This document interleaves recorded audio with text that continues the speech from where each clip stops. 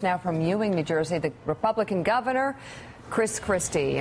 Chris, good to have you on board this morning. Give us the latest on what you know about what's happened to your state. Mika, listen, it's a major disaster. It's devastating. We'll start with Jersey Shore, where you started. The devastation at the Jersey Shore is probably going to be the worst that we've ever seen. I'm looking forward to this afternoon getting up in a helicopter. We can't get up this morning because the winds are still 30 to 50 miles an hour. But we'll get up this afternoon and tour the coastline. I've got a feeling that the damage there is going to be incalculable. The other problems we have this morning obviously are we had an enormous tidal surge that came up the coast and into both Raritan Bay and Newark Bay, which is also affecting New York City.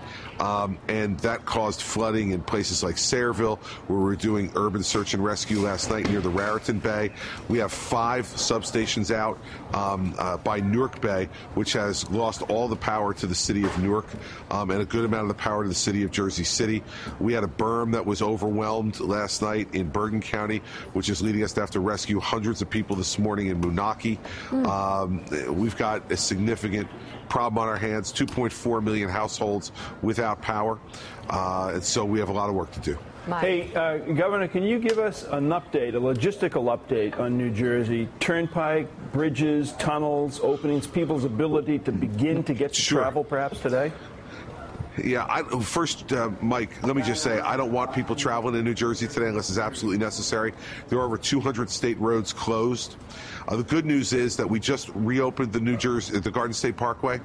So the Garden State Parkway had been closed from exit 129 in Middlesex County at the Driscoll Bridge all the way to the tip in Cape May. We have now reopened the entirety of the Garden State Parkway, so that is now opened and ready for people to travel on it.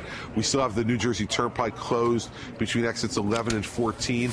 I mean, this is how bad the tidal surge was last night, Mike, to give you an example. We had rail cars, empty freight rail cars, wash up onto the New Jersey Turnpike. And so today we're getting cranes to take those rail cars off the New Jersey Turnpike. They had washed up from rail yards adjacent to the Turnpike, and the tidal surge was so heavy and so strong, it moved freight rail cars onto the New Jersey Turnpike. Wow. Okay, well, that about sums up the strength of the surge. Governor Christie, I'll say first, as a New Jersey native and someone with a lot of friends and family in the state, they're grateful that you're in the governor's mansion as you go through this crisis right now. I want to ask you, though, about Atlantic City, which was just slammed. I know there were some people stranded out there, a lot of people stranded out there who stayed in their homes. What's the state of that? I know you had said last night we can't get you till the sun comes up. Well, the sun's up now. Are you able to get in and get some of those people out of Atlantic City? Sure. We have 3 urban search and rescue teams with over 50 men and women who are in Atlantic City right now rescuing people.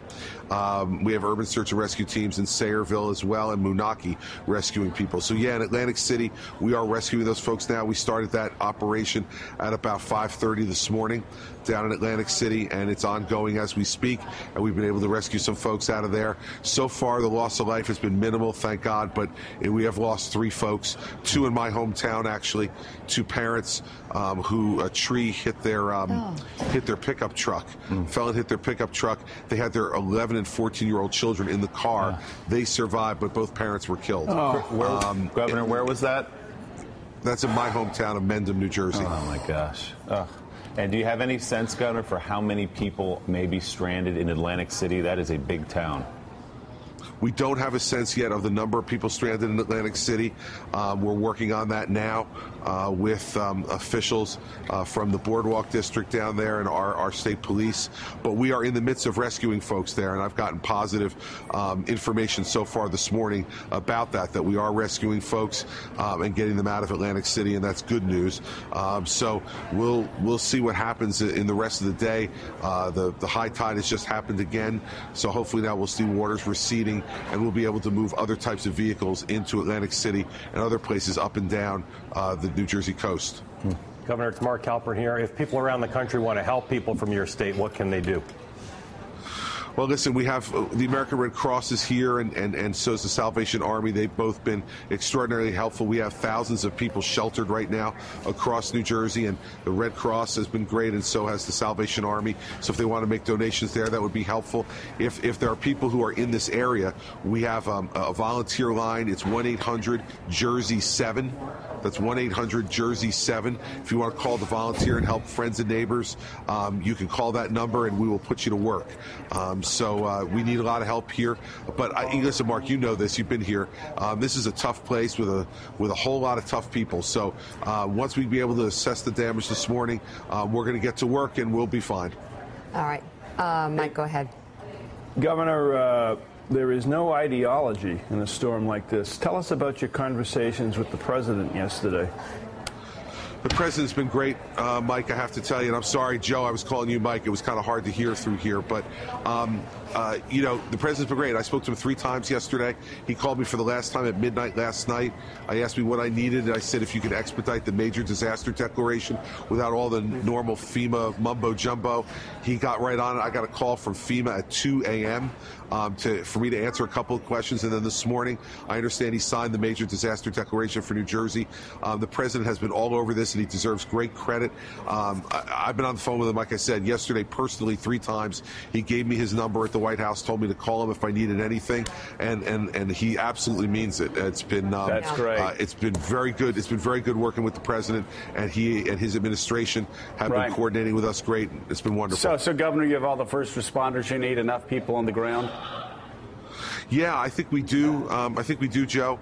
We've got a number of folks. Not only Governor Daniels from Indiana yesterday sent us 25 ambulances fully staffed to help us, and they drove all day and got here in order to help us move patients from hospitals that needed to be evacuated in a safe manner. So the cooperation from around the country has been great. Governor Walker has offered up resources that we've been able to use. I mentioned Governor Daniels.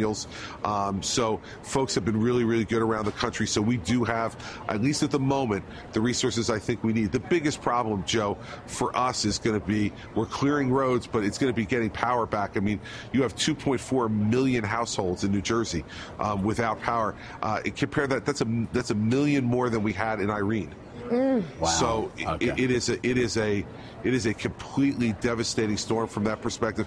And I think what we're going to find, unfortunately, when we get to the Jersey Shore today, is just total devastation. Yeah. And that's the real concern, because not only is it people's homes and private property, but also you have the tourism industry in New Jersey, which is one of our biggest industries. We're going to have to work hard to make sure we're ready for next summer at the Jersey Shore. All right, Governor Chris Christie, our prayers are with the state of New Jersey this morning. Thank you very much. Thank you, Governor. Good luck. Mika, Governor. Joe, Mike, Willie, thank all of you guys. Appreciate it. Coming up in just a few minutes, New York Times columnist David Brooks, also author of the best-selling books The Perfect Storm and War, Sebastian Junger, joins us on set. We'll be right back.